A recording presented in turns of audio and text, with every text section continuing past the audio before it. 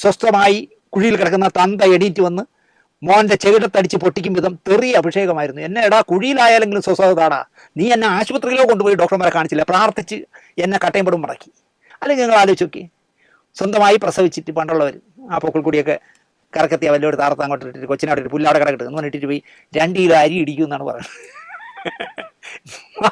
മാരാർക്ക് വല്ല, ശരിക്കും പറഞ്ഞാൽ ആ വാസന്തി ലക്ഷ്മിയിലെ പാട്ട് പോലെ തന്നെ, മാരാര് പണ്ടൊരു ചെണ്ട, മാരാർക്ക് പണ്ടൊരു ചെണ്ട എന്ന് പറഞ്ഞ പോലെയായി. ഹലോ, നമസ്കാരം പ്രിയമുള്ളവരെ, എല്ലാവർക്കും പുതിയൊരു വീഡിയോയിലേക്ക് സ്വാഗതം. അപ്പോൾ ഞാൻ ഇന്ന് കൊണ്ടുവന്നിരിക്കുന്ന ടോപ്പിക്ക് മറ്റൊന്നുമല്ല, ശാന്തിവിള ടോക്സ് ആണ്. അതിനകത്ത് നമ്മുടെ മുൻ മുഖ്യമന്ത്രി ഉമ്മൻചാണ്ടി സാറിൻ്റെ മകൻ ചാണ്ടിയും ഉമ്മനെയും, പിന്നെ ഈ ഭൂമിക്ക് മേളിലും ആകാശത്തിന് താഴെയും എന്തെല്ലാം ഉണ്ടോ അതിനപ്പുറത്തും എന്തെല്ലാം ഉണ്ടോ അതിനെക്കുറിച്ച് എല്ലാം അറിയാവുന്ന ഒരു കേരളത്തിലെ ഒരു പ്രമുഖനായ സംവിധായകനുണ്ടല്ലോ. ഇപ്പം ഒരു രാഷ്ട്രീയ പാർട്ടിയിലൊക്കെ ചേർന്ന് മത്സരിച്ചിട്ടൊക്കെ നിൽക്കുന്ന നമ്മുടെ മാരാറ് അണ്ണൻ. അപ്പോൾ ഈ 2 തൽപര കക്ഷികളെയും ഈ ശാന്തിയുടെ ദിനേശ് ചേട്ടൻ്റെ അടുത്ത് അലക്കുന്ന ഒരു വീഡിയോ ആണ്. അപ്പം ആ വീഡിയോ ഞാൻ കണ്ടപ്പോൾ നിങ്ങളുമായിട്ട് പങ്കുവെക്കാം എന്ന് തോന്നി. എനിക്ക് അദ്ദേഹത്തിൻ്റെ വീഡിയോയിൽ ഇഷ്ടപ്പെട്ട പോർഷനാണ് നിങ്ങളുമായിട്ട് ഞാൻ പങ്കുവെക്കുന്നത്. അപ്പം ആ വീഡിയോ ആണ് നിങ്ങളുടെ മുമ്പിലേക്ക് ഞാൻ കൊണ്ടുവന്നിരിക്കുന്നത്. ആരും സ്കിപ്പ് ചെയ്യല്ല, അവസാനം വരെ വീഡിയോ കാണുക. കണ്ടതിന് ശേഷം നിങ്ങളുടെ അഭിപ്രായം എന്തായാലും അത് കമൻറ്റിൽ നല്ലതായാലും ചീത്തയായാലും പറയുക, കുഴപ്പമില്ല. എന്നെ ചീത്ത വിളിച്ചാലും കുഴപ്പമില്ല. അപ്പം എല്ലാവരും അവസാനം വരെ കാണുക. അതിനോടൊപ്പം നമ്മുടെ ചാനൽ ഒന്ന് സബ്സ്ക്രൈബ് ചെയ്യുന്ന കാര്യം പരിഗണിക്കുക. അതോടൊപ്പം ഫേസ്ബുക്കിലാണെങ്കിലും ഒന്ന് ഫോളോ കൂടി ചെയ്യുക. ലൈക്കും ഷെയറും കമൻറ്റും ഒക്കെ തന്ന് മാക്സിമം സപ്പോർട്ട് തരിക. അപ്പം നമുക്ക് നേരെ ആ വീഡിയോയിലേക്ക് പോകാം. അതിന് മുമ്പായിട്ട് ഒരു വാക്ക്, നിങ്ങൾ പലരും എന്നോട് കമൻറ്റ് ചോദിക്കും, നീ എന്തിനാണ് വല്ലവരും വീഡിയോ എടുത്ത് വെച്ച് ചെയ്യുന്നത്, നിനക്ക് നാണോ ഇല്ലയോടാ എന്നൊക്കെ ചോദിക്കും. അപ്പം അങ്ങനെയൊക്കെ ചോദിക്കുന്നവരോട് വാഴാനേമ്പോൾ ചീരയും കൂടെ നനയട്ടെ, അത്രയേ ഉള്ളത്.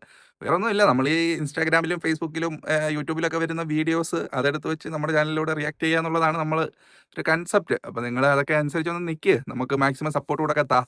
അപ്പോൾ എന്തായാലും നമുക്ക് ആ വീഡിയോയിലേക്ക് പോകാം, അത് സ്കിപ്പ് ചെയ്യല്ലേ. ഒരു മുൻ മുഖ്യമന്ത്രിയുടെ വിവരം കെട്ട മകൻ ഒരു കമന്റ് പറഞ്ഞു, നമ്മുടെ ഒരു മന്ത്രിയെ കൊത്തപ്പണിക്കാരനാക്കി, ഈ മേസ്തിരിപ്പണി ഉണ്ടല്ലോ, മേസ്തിരിപ്പണിക്കാരനായിട്ട് പറഞ്ഞു.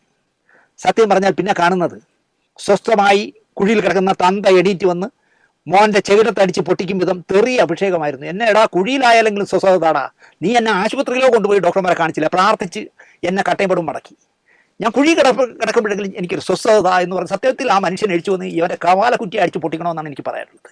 നാട്ടുകാർ മുഴുവൻ തള്ളക്ക് വിളിക്കുന്നവരെ തന്തയാണ് വിളിക്കുന്നത് ഈ മോൻ ചെയ്ത കുറ്റത്തിന്.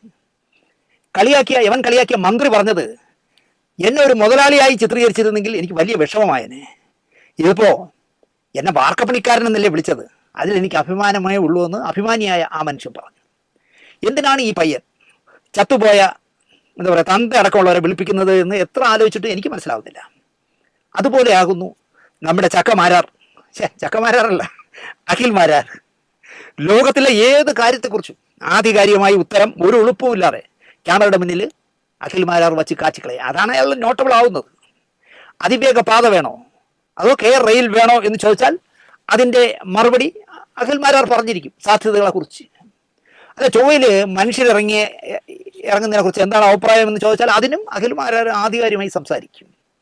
കോൺഗ്രസ് സീറ്റ് കൊടുത്തില്ല, ഓക്കെ, പക്ഷെ അന്ന് തന്നെ അതുവരെ തെറി പറഞ്ഞ BJPയുടെ മുന്നണിയിൽ പോകാമോ, അപ്പോഴും ഉത്തരം റെഡിയാണ്.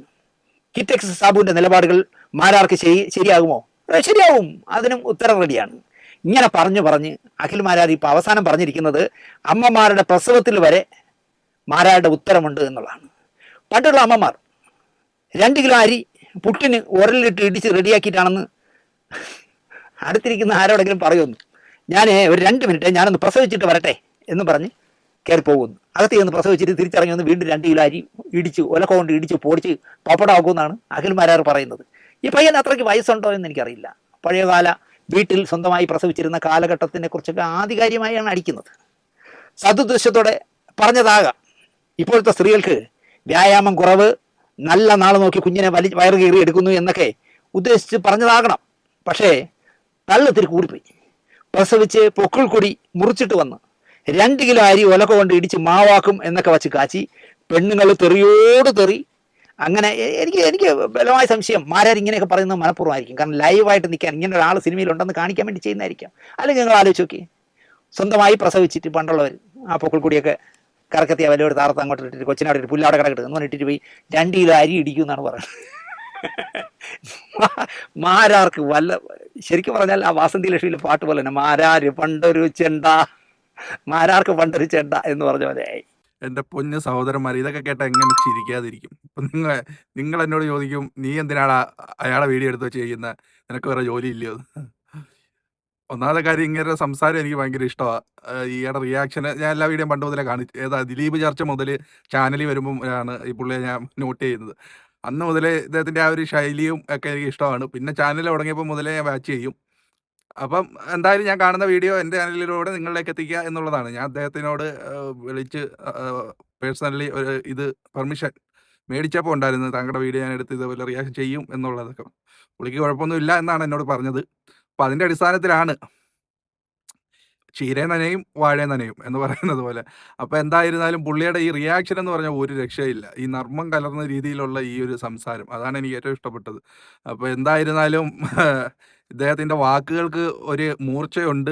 ആരാണെങ്കിലും എന്താണെങ്കിലും മുഖം നോക്കാതെ അങ്ങ് പറഞ്ഞേക്കും. അതെന്തായാലും നല്ലൊരു കാര്യം കേട്ടോ. എല്ലാ കാര്യത്തിലും അങ്ങ് നിങ്ങൾ യോജിക്കുന്നോ എന്ന് ചോദിച്ചാൽ അതുകൊണ്ടല്ല. നമുക്ക് ജസ്റ്റ് ഒരു ഫണ്ണ് പുള്ളിയുടെ സംസാരത്തിൽ എനിക്ക് ഇഷ്ടപ്പെടുന്ന പോർഷൻ മാത്രം ഞാൻ നിങ്ങളുമായിട്ട് പങ്കുവെക്കുന്നു, അത്ര മാത്രം. അപ്പോൾ എന്തായിരുന്നാലും ഇന്നത്തെ ഈ ടോപ്പിക്ക് എന്ന ദിനേശ് ഏട്ടനും ഈ വീഡിയോ അവസാനം വരെ കണ്ട് നിങ്ങൾക്ക് എല്ലാവർക്കും നന്ദി പറയുന്നു. അപ്പോൾ നമുക്ക് വേറൊരു ടോപ്പിക്കുമായി വീണ്ടും കാണാം. അതുവരയ്ക്കും ബൈ. Thank you.